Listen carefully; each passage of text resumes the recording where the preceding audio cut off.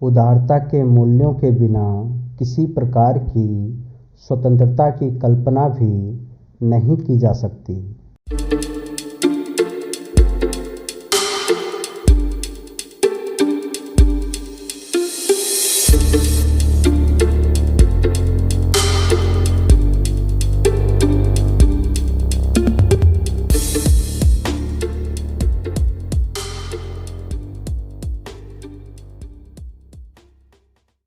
उदारता के मूल्यों के बिना किसी प्रकार की स्वतंत्रता की कल्पना भी नहीं की जा सकती।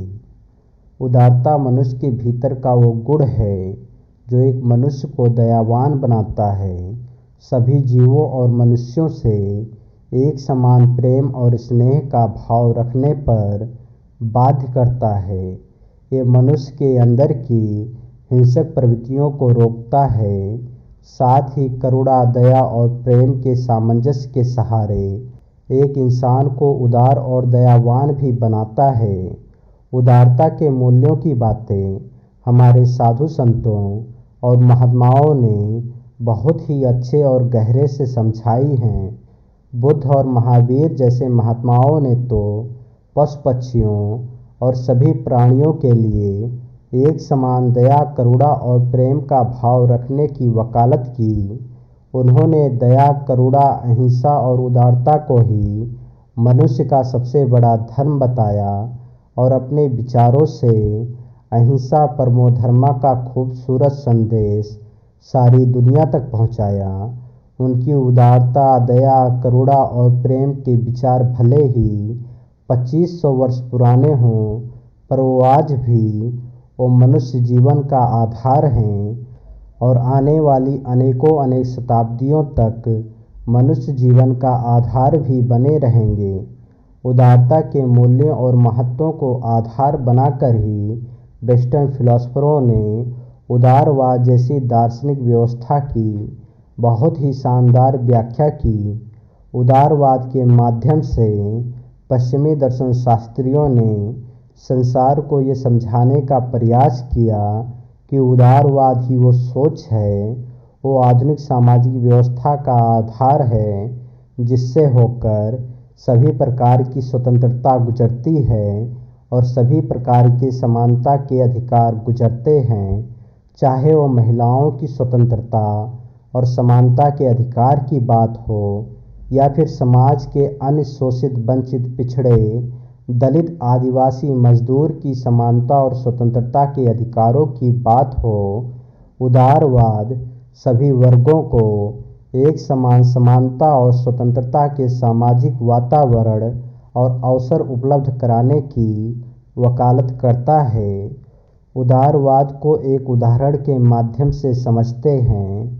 कोई दलित पिछड़ा वर्ग से ताल्लुक़ रखने वाला नौजवान है जो अपनी शादी में घोड़ी पर बैठने की ख्वाहिश रखता है। वो सोचता है कि जब वो शादी करे तो वो भी अन्य सवर्ण जातियों के समान वो भी घोड़ी पर चढ़े, पर दुर्भाग्यवश वो एक ऐसे गांव से संबंध रखता है जहां पर जातीय मानसिकता अपने चरम पर है। तो ऐसे में क्या संभव है कि वो नौजवान चाह कर भी अपनी अभिलाषा को पूरी कर सकता है। एक दूसरा उदाहरण भी लेते हैं।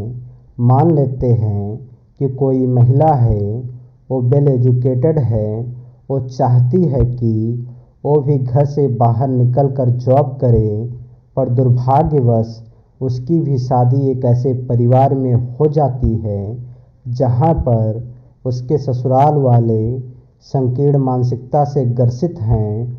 वो नहीं चाहते हैं कि उनके परिवार की कोई महिला जॉब करे या घर से बाहर जाए और नौकरी करे। तो ऐसे में क्या संभव है कि वो महिला चाह कर भी अपनी जॉब करने की अभिलाषा को पूरी कर पाएगी? भारतीय संविधान तो उन्हें कुछ नियमों और शर्तों के साथ सभी प्रकार की व्यक्तिगत स्वतंत्रता को बनाने और रखने की आज़ादी तो दे देता है, पर हमारी जाति और धर्म आधारित दूषित मानसिकताएं, दूषित परंपराएं और अवधारणाएं उनके व्यक्तिगत स्वतंत्रता के मार्ग में आज भी लगातार अवरोध उत्पन्न कर रही हैं। जो समानता, जो स्वतंत्रता, जो अधिकार, जो आत्मसम्मान हम खुद के लिए चाहते हैं, वही समाज, देश और संसार के अन्य मनुष्यों के जीवन का आधार बने। यही संसार का सबसे बड़ा उदारवाद है।